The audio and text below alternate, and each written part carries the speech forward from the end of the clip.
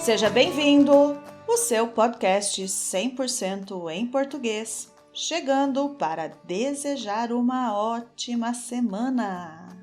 Mais uma vez, uma ótima semana para você que escuta esse podcast caminhando, escuta levando o cachorro para passear, escuta limpando a casa, escuta dirigindo ou andando de bicicleta.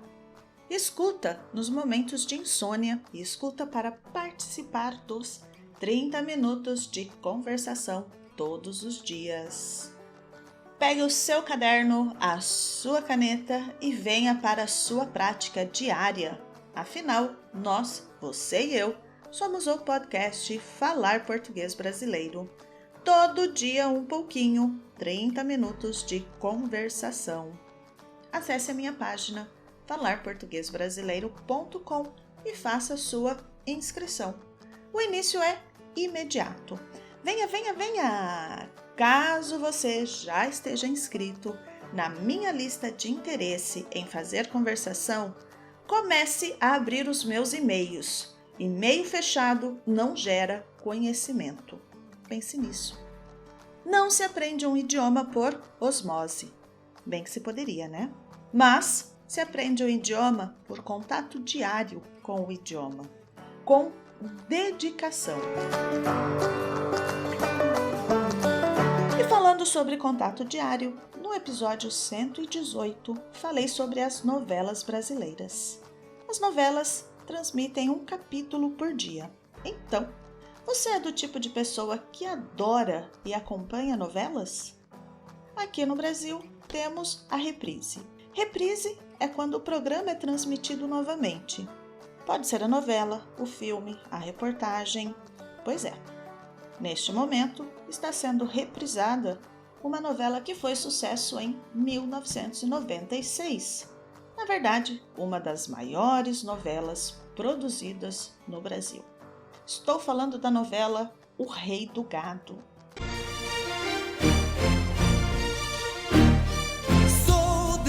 Chão onde o rei é peão com um laço na mão, laça, fere, mata. Vou contextualizar para vocês.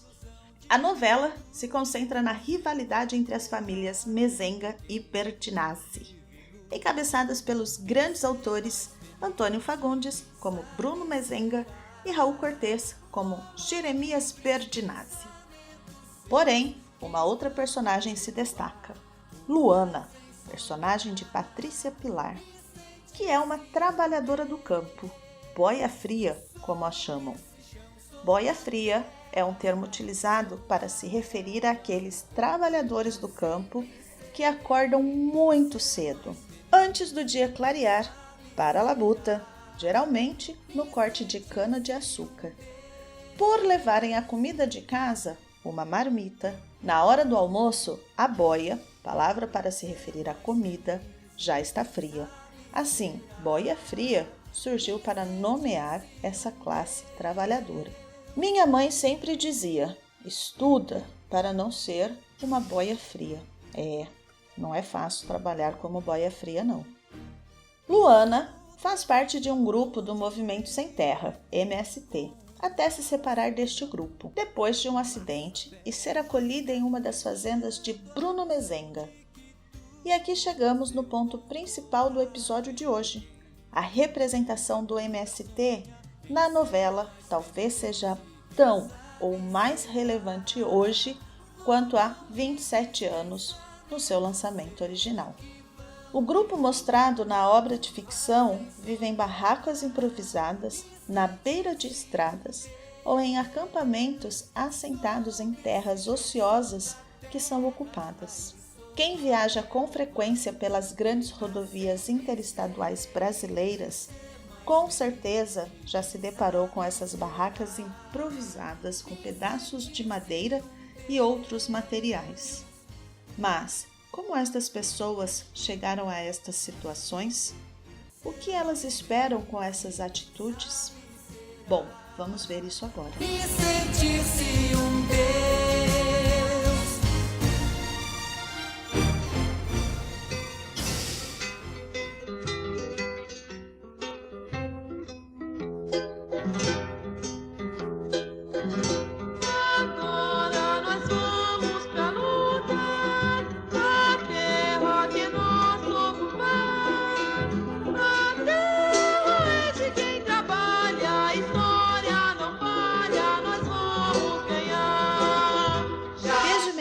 século XX, eclodiram diversos movimentos de revolta em relação à injusta distribuição de terras no Brasil.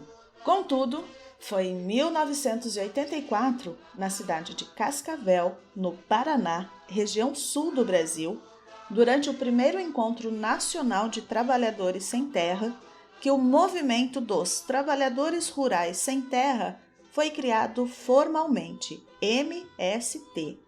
No ano seguinte, 1985, foram definidos e radicados os objetivos que o movimento tem até hoje, de lutar pela terra, pela reforma agrária e por mudanças sociais no país no sentido da construção de uma sociedade mais justa, sem explorados nem exploradores.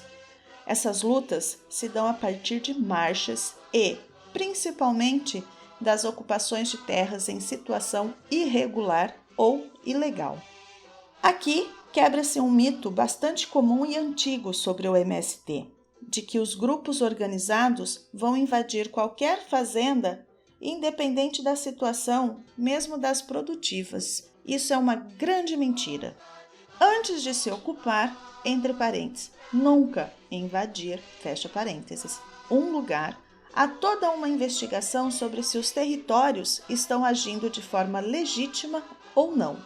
Apenas são ocupados territórios que estejam em situação ilegal ou irregulares e que não sejam produtivos, que não estejam cumprindo a função social da terra, ou seja, a correta utilização econômica da terra e na sua justa distribuição, de modo a atender ao bem-estar da coletividade mediante o aumento da produtividade e da promoção da justiça social. Araújo, 1999. O presidente Lula chegou a dizer que o MST faz um favor aos fazendeiros quando identificam as terras improdutivas e apontam às autoridades, acelerando o processo de desapropriação e o pagamento de indenização do governo para o antigo dono da terra. Aos poucos, com muita luta e sofrendo muitas perdas pelos confrontos com grandes fazendeiros, o MST avança no século XXI com mais de 8 mil latifúndios ocupados e mais de 350 mil famílias assentadas. Também organizam feiras de alimentos produzidos nos assentamentos. Alimentos esses orgânicos, que não utilizam agentes químicos e agrotóxicos na sua produção. Aliás, por falar em alimentos orgânicos, o MST é o maior produtor de arroz orgânico da América Latina, o que o torna também o segundo maior produtor de arroz do Brasil. Os orgânicos do MST também abastecem e alimentam alunos de escolas públicas de municípios que compram esses produtos, além de exportarem para fora do Brasil cerca de 30% da produção do arroz.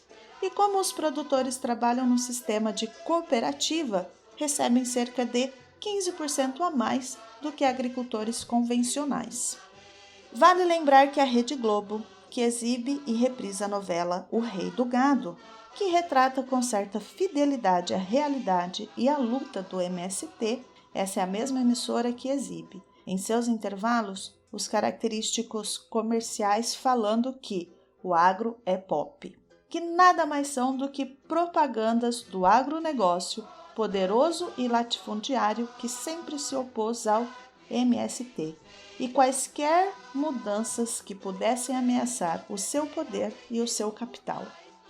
Em anos recentes, houve até a tentativa de taxar o MST como um grupo terrorista.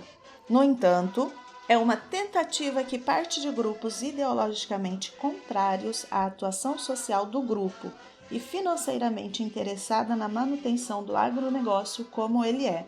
Nas eleições brasileiras de 2022, o MST fez história ao lançar 15 candidaturas próprias a cargos de deputados estaduais e federais e elegendo 6 dessas candidaturas nos estados de Pernambuco, Ceará, Bahia, Rio de Janeiro e Rio Grande do Sul. Agora, com mais representação institucional e em um governo mais favorável às políticas públicas, é esperado que a agenda da reforma agrária popular avance mais do que nos últimos 6 anos de governos conservadores. Esse permanece sendo um grande desafio, pois apesar do cenário político geral mais positivo que estamos vivendo, o agronegócio estabelecido, rico e poderoso ainda tem muito a oferecer quanto a impedimentos dos avanços sociais. A luta de meados do século passado se mantém. Não se pode relaxar, e a cada passo avançado deve-se manter o avanço cada vez mais forte para que novas conquistas se tornem realidade. Eu fico por aqui e na luta por uma alimentação mais saudável, por uma distribuição de terras para aqueles que querem produzir e por uma agricultura familiar presente e valorizada na mesa dos brasileiros e, por que não, do mundo. Um abraço a todos e boa semana.